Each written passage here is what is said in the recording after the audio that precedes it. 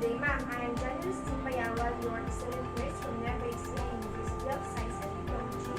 What's your name, ma'am? And your birthday? Okay, ma'am. So for today, we're going to assess your chest and thorax. And we'll just have a few activities na pwede niyo gawin. Will that be okay? But before anything else, ma'am, may I assess if you have relatives of illnesses that includes cancer, allergies, or tuberculosis? Cancer. Okay pa, so how about your lifestyle habits? Do you smoke and occupational hazards like inhaling fumes?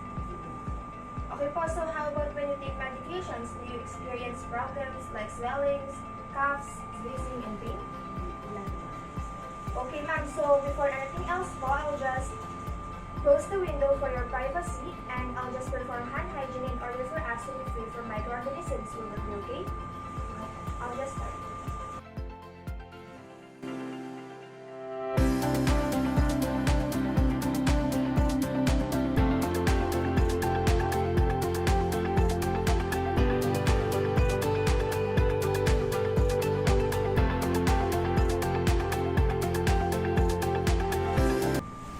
After providing a client the privacy and after performing hand hygiene, next is inspection.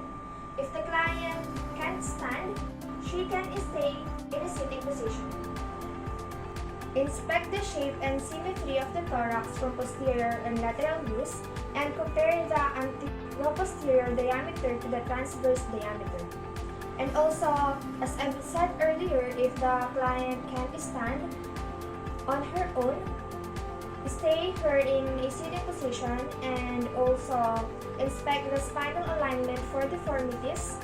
From a lateral position, observe the three normal curvatures which are the cervical, thoracic, and lumbar. And next is the palpation. If the client is not experiencing any respiratory complaints, we will just assess the back of the client's or the posterior thorax by just touching it. While touching it, assess the temperature and the integrity of the skin. But if the clients have respiratory complaints, palpate all thorax areas for bulges, tenderness, or abnormal movements.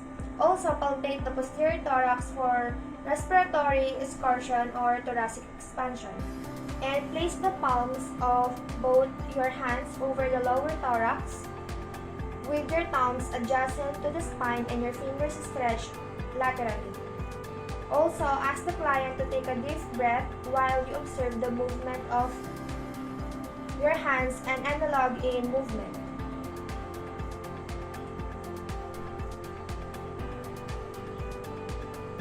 Okay, ma'am, so can you please perform this breathing?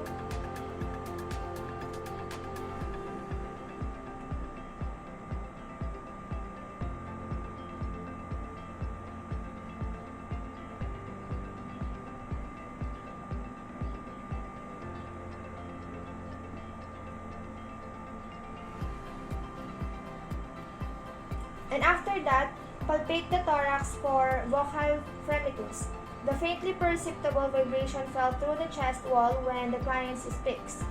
And again, ask the client to repeat such words as blue moon or 1, 2, 3. Okay, ma'am. So, can you please say blue moon? Blue moon. Okay po. Can you repeat it 6 times? Blue moon. Blue moon. Blue moon. Blue moon. Blue moon. Blue moon. Okay, ma'am. Thank you po. Okay, so next is the percussion. Percussion penetrates to a depth of 5 to 7 cm to 2 to 3 inches and it also detects superficial rather than deep lesions. We will just ask the client to bend the head and fold the arms forward across the chest.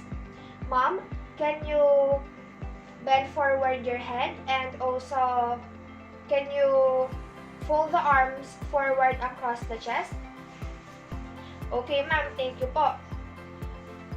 That procedure will expose more the posterior thorax that will help us to percuss more and for this sound to have a clarity. Next is percuss in the intercostal spaces at about 5 cm to 2 inches intervals in a systemic sequence.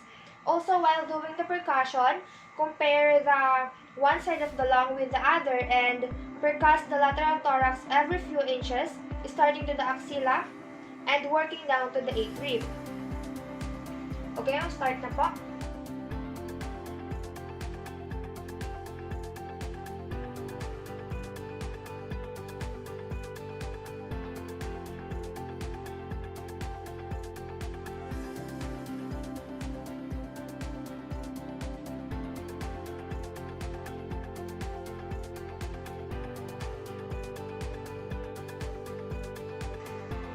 Okay, thank you po. Okay, so for the auscultation, we are going to use a stethoscope and the flask or flat disc of the stethoscope, and we are going to ask the client to breathe normally, and while breathing, we were going to listen at each point to the breath sounds during a complete inspiration and expiration. Also compare findings at each point with the corresponding point on the opposite side of the thorax. Okay, ma'am, so can you please breathe normally? I will just listen to your lung sound. Okay, ma'am. Okay po.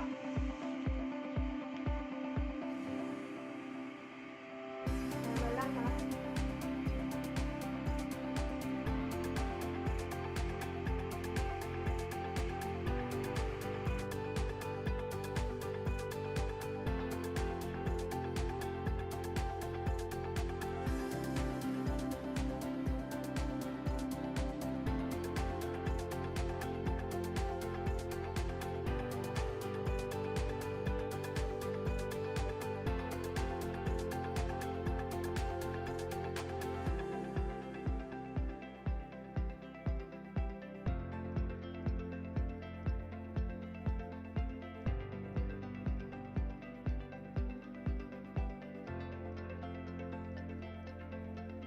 Okay, ma'am. So we are done assessing your chest and thorax. Thank you po, and